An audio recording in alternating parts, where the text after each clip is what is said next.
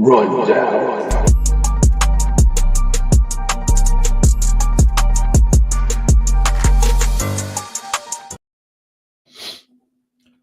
Hey everybody, how we doing? John Anthony, Chairshot Sports, as always, here on the Raw Rundown after the Raw on Netflix, joined by the Princess Skywalker Jess, who also I'm a co-host on her show on Wednesday nights.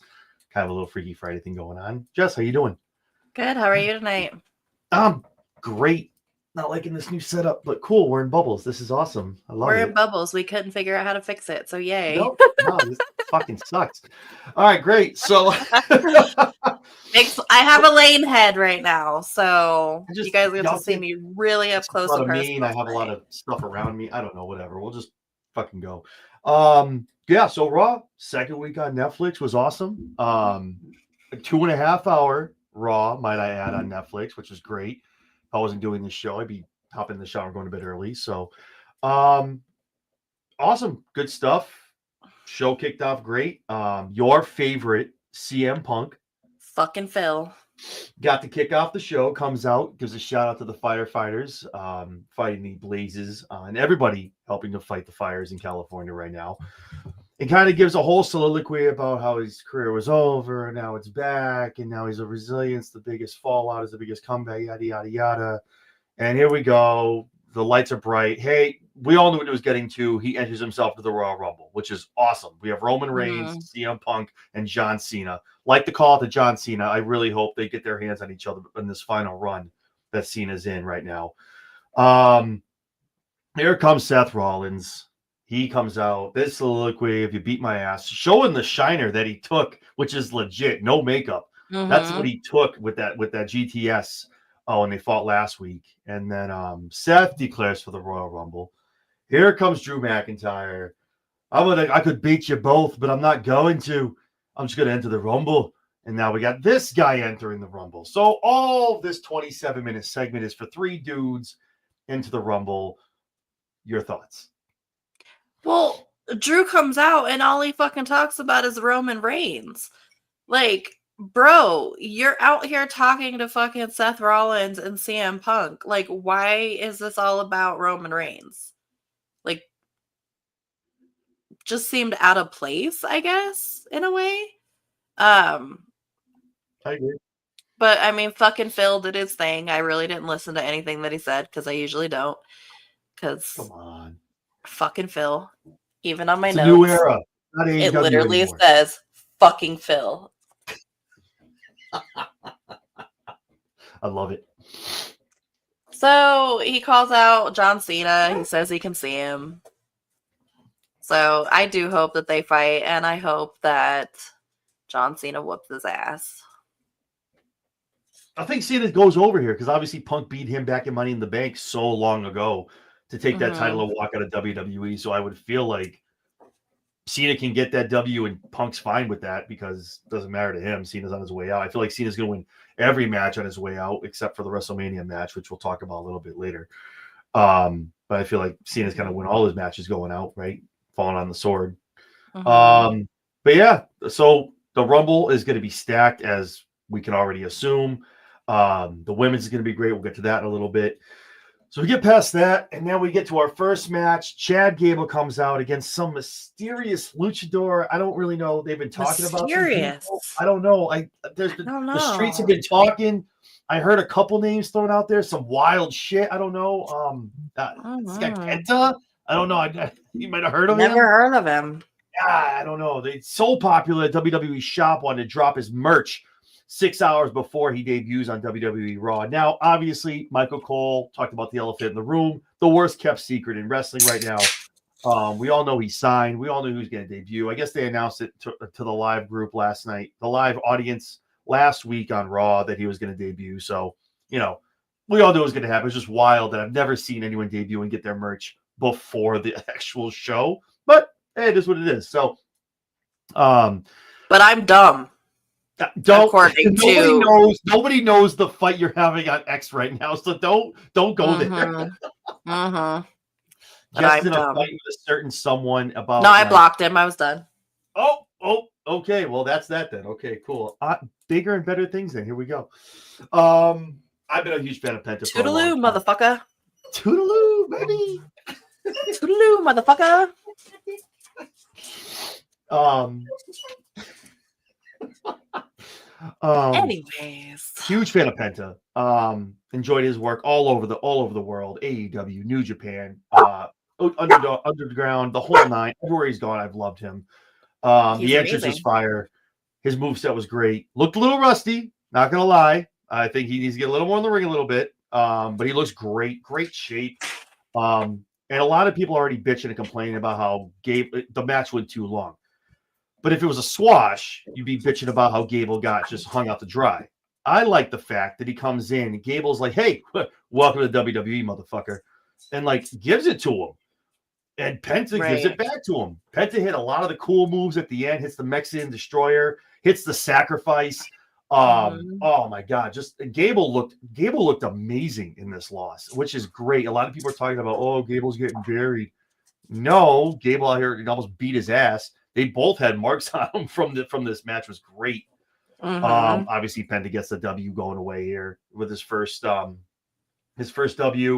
Jumps on the mic, half of it's in Spanish. I know you and me were joking about it, but a lot of people are already bitching about it. Oh, you gotta talk English in WWE. I'm sorry. Do you watch Rey Mysterio cut his promos? It's Spanglish when Rey talks. First of all, so is it Andrade. So is half the dudes in LWO. So shut up. Just because you're mad Penta's in WWE now, what happened to him not being watering down his moveset and not being able to be? Shut up. See, and I felt that Penta was watered down a little bit tonight. And it could have just been like you said that he was rusty, but I felt like Penta was a little watered down tonight. Because I didn't like his theme. Gable had to get his shots in too and make it look strong. Penta's gonna have his squashes coming down the road. Yeah. But I didn't like his theme. But what didn't you like? It was better than what he had in AEW. No. Yes. What did you have a man Mikey Ruckus hyping him up, throwing a towel around? Like I just don't understand how the theme was bad. No, it didn't seem to fit, but we'll see how it evolves. Okay. You never know. That's just my opinion. Might grow on you. You seem to have a thing with themes. There was a wrestler last week we were talking about. Who were we talking about last week? You didn't like their theme? Can't remember. You can't. You're talking to Elephant Brain. I can't remember. You have a thing with themes. You didn't like the theme. Okay. Must be someone that debuted. I can't remember top of my head. But who the fuck was that I was bitching about? Yeah, right. See, you know what I'm talking about. See what I was talking about. I knew I was bitching about something, but I can't fucking remember what it was now. Shut up. Shut up. So, other than the theme, the entrance is great. He looked amazing. He gave him his time to talk. It was awesome to see his family in the front row to witness this. And he ended the promo with this the Penta era now, and I'm very, very excited to see what they do with him in the future. I think big things. You saw Trips doing his stuff. He's been waiting for years to do that. Years. And wait till the partner is released from AEW. Wait till that happens. And those two get on a tear. That's going to be his brother. Insanity. Oh my God. Oh, what's happening to him is criminal, but I'm not going to get into that. But yeah, but Vince has done it plenty of times. Yeah, once he gets into WWE, it's going to be awesome. I'm excited for it. It's going to be great. And people need to stop dragging Penta's fucking daughter. That little girl that was crying was his goddamn daughter. Thank you. I said that too. Somebody said, oh my God, why are you so emotional? It's his fucking daughter, bro. It's his daughter. Stop being a dick and posting shit about her all over the place. She's a fucking child, for one. And for two, that's his daughter. Stop being assholes. Yeah. I didn't know at first either. Like, I was like, wow, she must be really happy to see him. And then obviously they did the spread back and it was everybody in the front row. I'm like, oh, that's his family. Okay. That makes sense. Okay. I get that. Okay, cool. This bubble's weird. It's like I'm reaching out. It's great. So Sheamus, Ludwig Kaiser is your next match. Again, banger. Those two are awesome. Ludwig is great. Sheamus is amazing. A lot of go back and forth. A lot of 2 counts, a lot of counters. Sheamus ends it with the bro kick. Great match, great match, showcasing a lot of what Ludwig Kaiser can do as a singles guy. I'm glad they're pulling him away from Gunther, kind of making him his own guy. So I'm excited to see that as well. So what were your thoughts on the match? It was a really good match. Ludwig Kaiser is really talented. So Sheamus is Sheamus. I mean, he's always been talented, but he's just never quite been that guy. But it was a good match all in all, and then the face off with Braun Breaker. Oh, I can't wait. I can't wait. They did announce that they were going to be wrestling at Saturday Night Main Event. So I gotta say, I think this is where they finally let Sheamus finally like finish the story. That's the one title that's alluded to be the ultimate Grand Slam champion. Sheamus has won almost every title. Every title. That's that one. The ultimate Grand Slam. Like no one else has done what he'll do by touching that title. And I think, again, Braun can take that L on a Saturday Night Main Event and then get it back maybe at Mania, maybe at Elimination Chamber with somebody interfering, doing some stupid shit. But I think Saturday Night's Main Event is really where you're going to see the people tuning in to see Sheamus get that W, and I think he gets it on that Saturday night. So I'm excited to watch that, and I hope he gets it because the guy deserves it. And yeah, I mean, those two going is going to be amazing. Can't wait to see it. Yeah, he definitely deserves it. You did skip over the Judgment Day promo, though. It was fun Finn Balor and fucking Liv Morgan bitch at each other. I'm good. Yeah. Liv throwing flowers everywhere, making Dom look like a bitch now. I'm all set. Like I just don't. I don't know. I don't know where we're gonna go with that, man. Liv they just put her on her own shit. Like keep the Judgment Day what they are. Get her out of here with Raquel. Like stop. What are we doing? Like look at my bags and get the valet. Shut up. Get out of here. Like it was like almost an excuse to put. They needed something to put her on TV with, and that was it. That was it. That's the segment they had. Yep. Bye bye. Go. Bye bye. Yep. You had your run. Bye. A boring run at that. There's a reason I skipped over it. And then obviously we come to a segment in the back. Karrion Kross alluded to it a little earlier on social media. Then they show him coming out of the office of the GM, talking to the Miz, letting everybody know now that apparently the Wyatt Six are now on the Blue brand. The Wyatt Six and Uncle Howdy have been moved to SmackDown. What?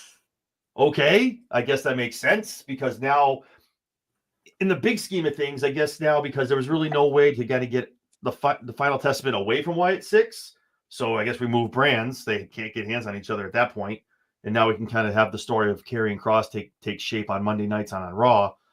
Now with the Bloodline gone on SmackDown, the Wyatt Six will be the group over there on Friday nights, but that's I don't know, man. I'm not saying that's an interesting move. That's an interesting move for me, man. You're moving them off of Netflix over to SmackDown. Like, who's signing off on that? Like, that's wild. I'm hoping they kind of take over SmackDown, have a nice little run here after WrestleMania, and kind of individually start having some success and doing some things. But it's a weird move for me. What do you think?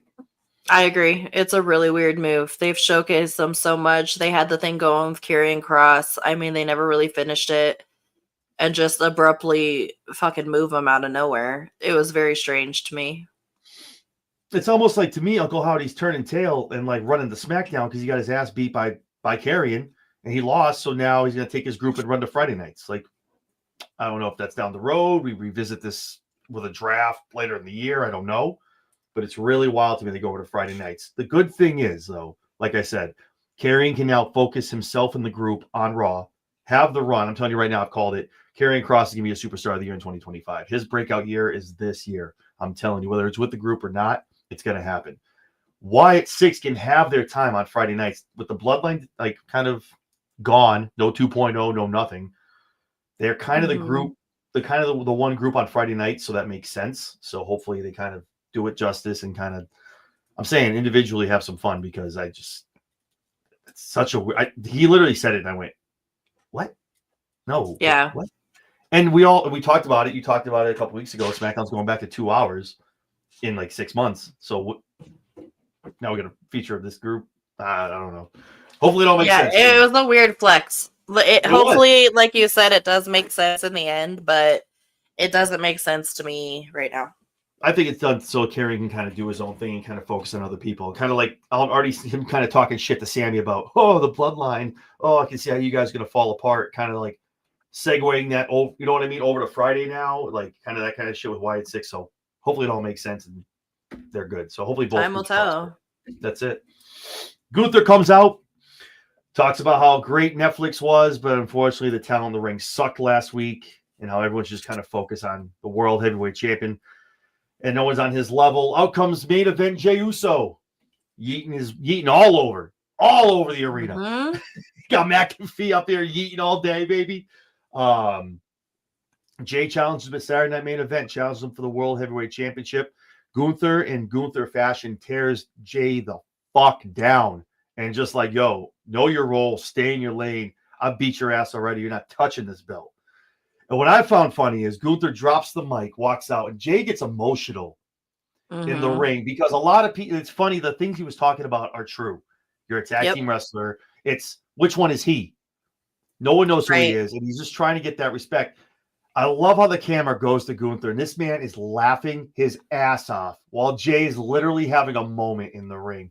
Gunther is just so, he's like almost very MJF-esque, where he just always, he's a dick all the time and just stays in that character, and I love that about him.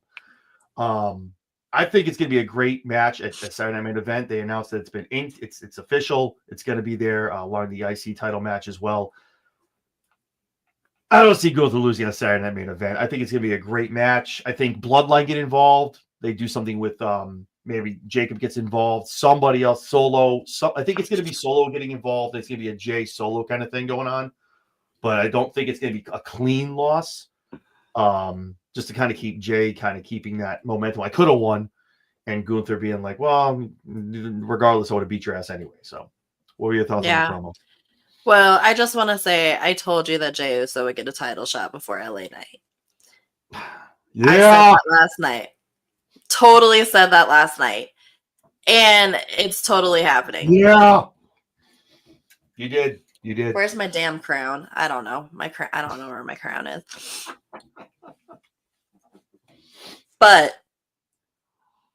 it is, I would love to see Jey Uso win. To me, Gunther's title reign has been boring as fuck. No. It's been really boring. Oh. Gunther is boring to me. Oh, I don't know about boring. Boring's not the word. He's a good wrestler, but keep him away from the fucking mic because he gets on the mic and I'm ready to go to sleep. Well, it is what it is, man. I don't know about boring. Boring isn't the word. I get what boring you're saying. Is my word. It can be your word, but it's not the word. It's my word. He's prestigious. He's like a low key. He's a less pompous, but not by much. Roman Reigns. He's like, y'all can't beat me. This is the belt. I show up when I need to. I'm the main event. He said it. He's like, I am the main event. Like, I show up when it's time to play. Like, let's go. I don't need to come out here and like bore you guys. Where Roman liked to talk and build his ego and fluff it. Gunther knows how good he is. He doesn't need to talk a lot. So he just. You can see what he wanted about his promos when he talks by himself, but when he talks to other wrestlers, that man cuts deep. The shit he says to Damian, to Jay, to these dudes that face him, to Seth. Dude, oh my God, that shit's gold. Gold, Jeffrey, gold. No, see, I agree with you. Just not interesting to me. But what he says to other wrestlers is very, very Punk MJF-esque when he cuts deep, goes personal. And look at the shit he said to Jay, man. Like that shit was good. I mean, okay. I mean, we can agree to disagree. That's fine. Yeah. Okay. Yeah. You're still wrong. That's okay. Yeah, you're still wrong. But okay. The same. I don't know. Okay. This next match was fucking wrong. What? This next match was fucking wrong. Oh, here we go. Oh, Jesus. Lyra Valkyria. Dakota Kai for the first ever Intercontinental Women's Champion. Should have been Dakota. Great match. I'm pretty sure Dakota's actually fucked up. Just for the record. The reports coming out are she got hurt. She's hurt. Well, that fucking suplex onto the ground was fucking brutal. Yeah, it definitely didn't. Nothing protected her. Like that was straight top spine. She top spine down. It wasn't her head, but definitely top spine. That yeah. My back hurt after that. Yeah, you saw the ref pop his head right outside the ring, like looking right at both the legs. Everyone okay? Yeah, it was a rough landing. Lyra gets the win. I can't say I'm mad about it. I like Dakota. I do. Dakota can't stay healthy. That's true. It's always been a problem. And that's, I'm telling you, I'm not saying that you hold it against anybody because Seth gets, all these guys get belts that can't stay healthy and get hurt. You shouldn't hold that against somebody. But Lyra is the future. And they built her up in NXT like this. She's been a women's champion. I personally did want to see Dakota get this, being, this being the first ever of something. This is what you have. You can put this part of your legacy. Lyra's already been an NXT women's champion. But I can understand the move here. Who knows why they did it, why they didn't do it or pull the trigger on her becoming a champion. I don't know. But I do know she's very injury prone, which sucks. And when you go looking at the grand scheme of things, that doesn't help. God forbid they give it to her, and then next week she's in a match and she blows out her ACL or something. You know what I mean? And then we got to have a tournament for the tournament of we just had. It's just one of those things, and I hope that wasn't it. Because she can wrestle, and I'm not taking anything away from her in the least. But I can see why they put it on Lyra. She can go. She's proven it in NXT. She's proven it on Raw. So I know you're not happy about it, but what are your thoughts on the match? It was a good match. I just think Dakota deserved it. Like, she's put in her time. She's put in her due. She fucking deserved it. This rookie just comes in and gets pushed straight to the top. Been around like 3.5 years. Not so much a rookie anymore, but okay. Still, she's been along longer than Tiffany. Been around for a long time. Okay. I know. Tiffany's got the it factor, though. She does. Lyra is kind of, well, like I said about fucking Gunther. She's boring. Okay. Oh, it's not boring. She doesn't have any other time on the mic. They don't give her any mic time. How is she boring? She's got a great moveset. She's great in the ring. Oh, that's cool. Like, whatever. You get crowd involvement. But when they did the vignette with the whole thing of her being like a teen, and this is the girlhood dream, and this, and I was like, this is it. This is the feel good moment. We're doing this on Netflix. We're pulling the trigger. Yo, she hit it, and she got the 1, 2, 3. I was, as soon as like you. That's the one thing with some of the women. Like she pulled the leg back and she already started like welling up. She is like, you knew. I was like, she's not kicking out. She won. I can see that right. In the face. But I agree. Dakota deserved it. But there could have been a lot of things in the back. Why? Which sucks. It does suck. I thought it would be a cool one-time thing, but who knows? Maybe there was a worry of she goes on next week, gets hurt, and then we're having another tournament for the tournament we just had, and that sucks. Right. But here's hoping down the road. Maybe who knows? Gets a rematch and wins, and there you go. So awesome. Yeah. So that was that. Impromptu, Sami Zayn, The Miz, getting their match. Dude, Sami finally hits a blue thunder bomb and wins. Dude, it's been so long for this. He's hit that move for years and never gets a 1, 2, 3. He finally wins a match with the blue thunder bomb. Oh, amazing stuff. But it was The Miz. But I feel like The Miz doesn't need to win matches anymore. He's just out to get his ass kicked, and he's just here to hang out with Carrie and shit like that. Like he doesn't need it. He's a year and a half away from being a producer in the back. You know what I mean? Just like Miz doesn't need to win matches anymore. But it was good for Sami. It was good to see him get the win. The feel good win. The blue thunder bomb. That's so awesome. But yeah, so that was a cool match. Your thoughts? Good match? Good match? It was a good match. It was a quick match. I caught some of it. I started rearranging my office during that match. I had an ADHD moment and went and did something else. Started rearranging my office. So I didn't see a lot of it, but from what I saw, it was a good match. I also wanted to go back to something you said. You and me talked about when Penta came out. You sent me the crickets. The crickets.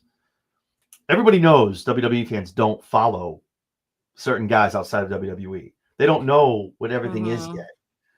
He's still got a louder pop than Mercedes Moné. Okay, it's still louder than that. And some of them actually, if you go back, so I went back and listened. Some of them did it. Some of them did their research. They knew. Yeah. But I think as we go on, I think he's gonna be one of those. It'll get better, but it was very quiet. I agree. But also, when they're putting CEO on top of the screen, people aren't chanting it. That sucks too. They're telling you what to say, and they're not doing it. But they did in the beginning. But she's Warner welcome. No, they just pump it in now. Why don't I don't say they just pipe it in? So that's good. Mm-hmm. Piped Rhea in comes crowd out. noise. What? I said piped in crowd noise. Thumbs Rhea up. comes out talking about mommy being back on top, getting her win over Liv, and just repeating being a broken record of how great she is and always winning. Nia Mhm. Jax. What? I was Yeah, I was like, I where heard the did that music, I come went, from? okay, transfer portal. Okay, here we go. But it's weird because I don't know if they're doing this just to have her come out because of the Rumble, or if like Nia's making the jump because she got her ass kicked by Tiffany. Okay, I'm gonna go face Rhea.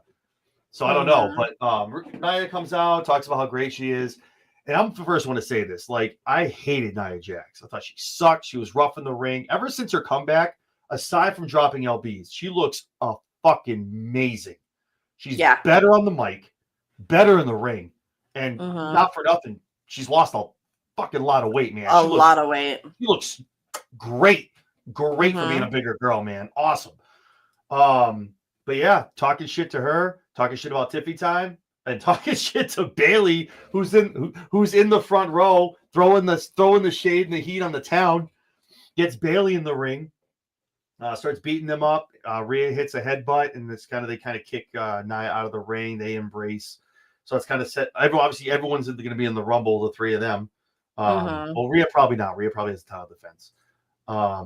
Yeah, but yeah, if they can set anything up between now and then, it's only a couple weeks. Saying, like, they're not against putting a champion in the Rumble. It has happened. I can't see Rhea not defending that belt at some point. I mean, we have 2 weeks left, so something might kind of pop up. The thought for me is Liv, because I don't want to see that again.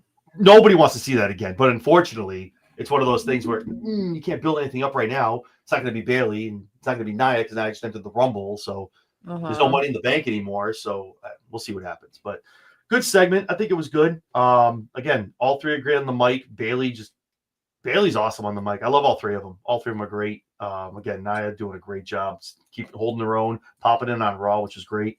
Good thoughts. It was a good segment. I expected a lot different, especially from the rumors and everything. I really did expect Becky, for her to be like, mommy's home, and then Becky's music hit, and she'd be like, oh yeah, well, the man's back. Some shit like that, setting up something for the Rumble. But that didn't happen. So Nia coming over is interesting. So that'll be interesting to see if it sticks or if she goes back to SmackDown. Because I guess her and Rhea would be a good feud, but she just lost the SmackDown title. So why should she come over to Raw and automatically start going after the title over there?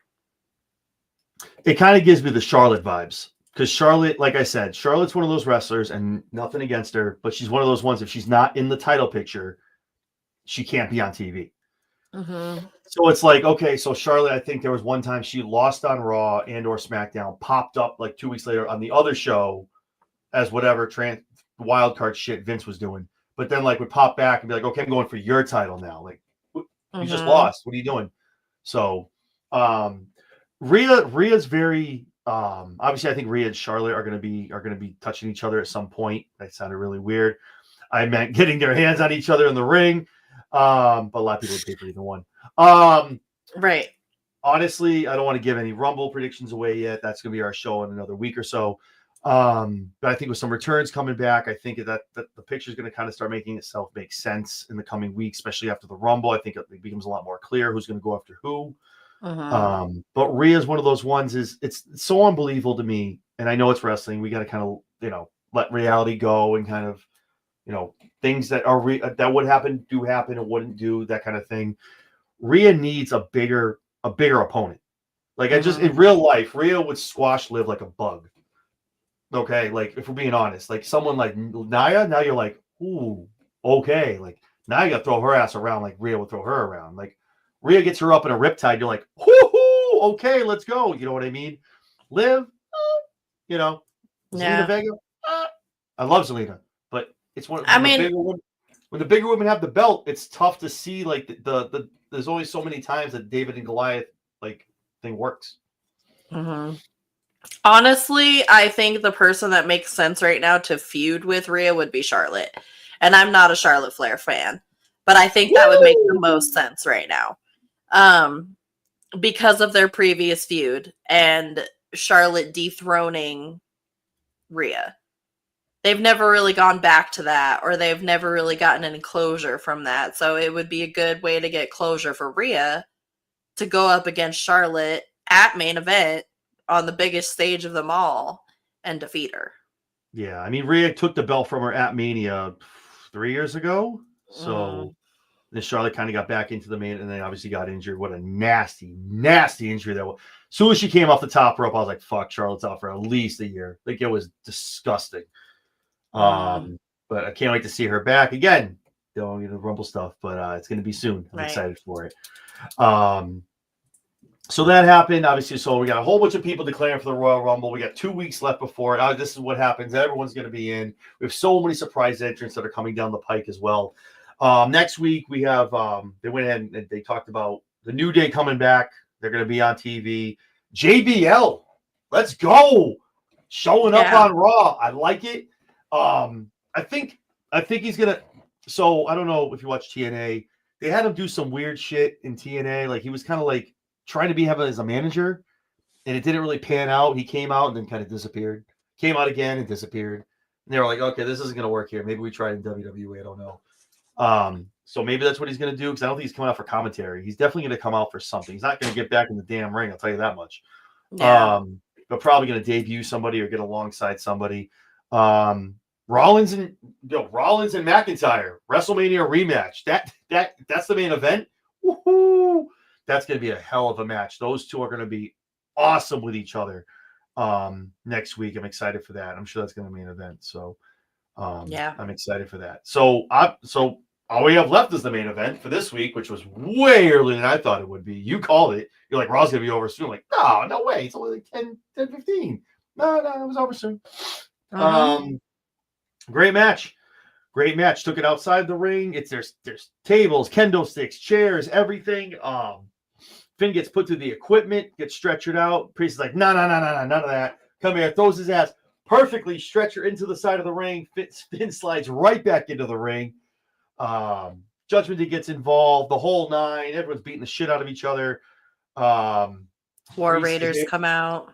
Yeah, dude, everybody, man. Like, what are we doing? Like, love it, though. Love when they're kind of like we're building rivalries inside of one match. I love when it happens. Priest is able to hit the South of Heaven. Finally defeats the demon that is Finn Balor. I think it puts an end to that rivalry. Hopefully, I think Priest needs to move on to some other stuff, stay fresh. Absolutely. And I think now with kind of Liv and Raquel going off and kind of doing that, I think that's kind of what that segment was, too. Kind of Finn being like, I'm good. I was just talking about how great you're going to get the belt back. You got to go. And they kind of, you got to go. You got to get out of here. And being dispelled and her not being mad at Dom and Dom staying with Judgment Day. So I think Finn needs to get some new stuff. I think Damien needs some new stuff as well. But I think it was a great match. Great way to end the feud. Sending everybody home happy. What were your thoughts on the match? Great way to end it. I hope this is the end. I don't want to see any more of Damien Priest with the Judgment Day. Damian Priest needs to go do his own thing and go off in his own little world, because I'm over it. He's better than that, and this has gone on for far too long. So I really hope this is the end. But it was a good match. I mean, typical Judgment Day fashion. They get involved in the match, and it becomes a handicap match. I was wondering who was going to come out to save Damian. So it made sense that it was the War Raiders when they were talking about earlier trying to get another tag team title match. So the War Raiders coming out made sense because of what they alluded to earlier. Yeah. But I'm glad to see Damian win. He deserved the win. Should have been the one to win this feud. I really want Finn Balor to break away from Judgment Day. I'd like him to get back on his own. He's better than a group. He's better than being in a group setting. So it would be nice to see him on his own again. I want to see the fucking demon again. Oh, man. TJP was talking about it. The demon is such a far gone thing. I feel like people don't even know what the hell the demon is. They're like, what? The demon? I'm like, you don't know what the demon is, man? Like, because it's been so long. I do like the one thing I liked about WWE when he came over and like everyone wanted to see it, he would debut it when he needed to. Like, oh man, you keep beating my. See, that's probably the only one more match I'd want to see. Finn comes out next week. Ah, damn it, Damien! Every week, every night, you beat my ass. I'll tell you what, at Rumble, or let's say he goes to Elimination Chamber, he brings out the Demon. Not to say Damien doesn't beat that ass, but like it's when Finn doesn't have enough. He needs to go to the alter ego to go to that place. Like Bray went to that place. Like they all go to that place. And that's what Finn did. That's why I almost wish the last match was with the Demon, Finn Balor, and Damian Priest. But again, I don't want to see it again either. But the only way I'd even entertain the idea, if it was, okay, I think you brought the Demon out of me, and then he comes out, and I'm dying for that entrance. I'm dying for it, man. Falling on the ground. My favorite. Oh, some of the best music. Oh, fuck the Judgment Day music. Just come out to that Demon music. Oh. But it's one of the best entrances in wrestling.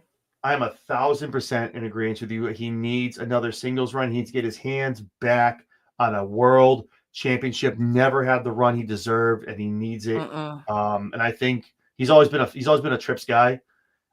Finn's obviously he's a little long in the tooth. Does have a long contract. He just signed last year, so he's not going anywhere. I thought it was going to happen when he went back to NXT and kind of reinvented himself as the NXT champion. And was that badass when he came back, and obviously they formed the Judgment Day and everything with Edge. Cope. Adam. Fuck. I don't know. What is it today? I don't know. But formed with him, and obviously they took it over, and all that stuff happened. Here we are. But yeah, I agree. I think he needs to have one more singles run, and the Demon definitely needs to have at least 1, 2, or 3 more like appearances before he kind of hangs up the boots. But I agree. Agreed. I think, yeah, it's the way to go. Get him on his own. That's it. So what are your thoughts? 2.5 hours, huh? Like they can do anything they want on Netflix, apparently. We can go 3 hours, we can go 2 hours, we can go 2.5. We can do whatever the fuck we want. It's Netflix. Yeah, it was interesting that they ended their second episode on Netflix at 2.5 hours. Yeah. I was like, really? Okay. I saw the little credits at the bottom. I was like, oh, maybe there's gonna be something special. And it's weird too, because I went over to Peacock and I'm like, well, maybe nope, there's no more Raw talk. That's out the window. And last week they did the with Joe Tessitore and why can't I think of the name? It's my boy. Corey? No. The guys from SmackDown. Why is it not the announcers? Wade Barrett. Jesus. Oh God. Thank you. Wade Barrett and Tessitore did their own show last week on like a little Raw talk, and then this week there's nothing. So I don't know. It's weird. Sam Roberts was tweeting out like this has been the wildest week of his life. Like he's got a whole bunch of stuff going on. They took him off of Raw Talk.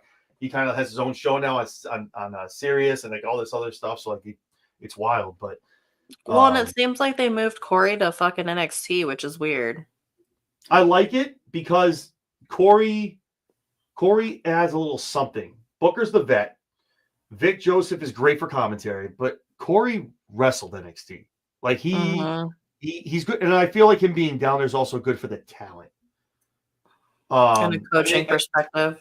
Exactly. And I think at the end of the day, unfortunately, and I hope this day, I'm going to weep when Michael Cole does hang it up. The hearing's at like 35%, I think, right now. Eventually, when his hearing does go, I think Corey's the heir apparent to that, to be perfectly honest with you. He did amazing next to Cole for so many years on SmackDown.